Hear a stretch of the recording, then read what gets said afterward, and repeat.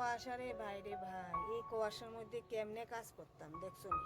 আজকের দিনে সকাল থেকে যে কয়েকদিন ধরে এত এত কুয়াশা পড়তেছে, মানে কোনের মতন। ওই দেখো, দেখলে কইবা কাজ কি করণ যাইব এই কুয়াশার মধ্যে? ওই দেখো এত কুয়াশা।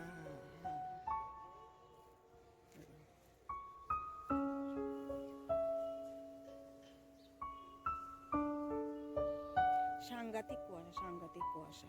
এই এত কুয়াশা, এত এত মধ্যে কাম করুন জানি, হাতে কাম উঠেনি, জল ঠান্ডা, কেমনে যে স্নান করুন।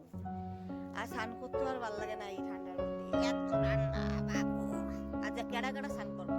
আমার তো মনে হয় আজকে 90% লোক স্নান করতো। কেমনি করবো স্নান এত ঠান্ডার মধ্যে? বরফ হয়ে দেবো স্নান করলে, বরফ বরফ ঠান্ডা বরফ হয়ে জমা দেবে কুয়াশার মতো। গোমা গোমা, আমি তো আজকে স্নানের দিকে জলের দিকে পার হয়ে যেতাম। মা গো, বাথরুমে আজকে ঢুকতাম, এত ঠান্ডা। তোমরা কেডা কেডা স্নান করবা আমার জানাই তো, আমার লাগে না তোমরা কেউ স্নান করবা। আমার তো মন হয় না তোমরা স্নান করবা। এত ঠান্ডার মধ্যে কেউ স্নান করে? বাপরে বাপ। যদি স্নান করি, আমি যদি বাঁচি 70 বছর, তাইলে 50 বছরে আমি উপরে যাবো গা। তো আমার এত সরল করে যাওয়ার দরকার না। আমার জীবনে অনেক কিছু করণের বাকি রয়েছে, অনেক কিছু করুন, সফল হবো, তারপরে এসে কোনো সফল হইতে না, সফল হইয়া যাবে। তো তোমরা কেডা কেডা মানে মনে করো স্নান করবা, মনে করতো কেডা কেডা? আচ্ছা স্নান করবো তো শেষ, আচ্ছা স্নান করলে একবারে নিজেরা আর খুঁজে পাইতে না। কি ঠান্ডা, অনেক ঠান্ডা ভাই, অনেক ঠান্ডা। দেখছো কুয়াশা, কুয়াশার অবস্থা দেখছো?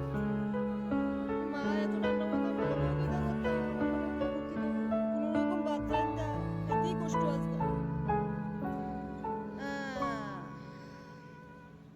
এই কমু দেখলে মনে হয়নি যে দিনের অবস্থা কিতা। মাঘ মাস তো এদিকে একটু একটু ঠান্ডা পড়তেছে। এই যে মানুষের বিয়া শাদির স্থানটি কেমনে করবে? যারা বিয়া আছে, শুক্রবারে বিয়া, ভোরবেলা সন্ধ্যার সময় কেমনে স্নান করবে? আমি বুঝি না এই ঠান্ডার মধ্যে কেমনে এই দেখো, যদি বাঁচতে চাও স্নানটা একটু কম করো, নাইলে একটা কালকা পত্রিকার নাম উঠে দেবো যে এই মানুষ এই মাঘ মাসের ঠান্ডা কুয়াশার মধ্যে স্নান কইরা স্বর্গে পৌঁছে গেছে। স্বর্গের দেবতা পাগল হয়ে যাবে।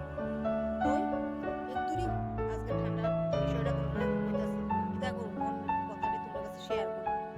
বাইরে ও ঠান্ডা গো, ঠিক আছে, আবার পরে কথা বলবো, টাটা।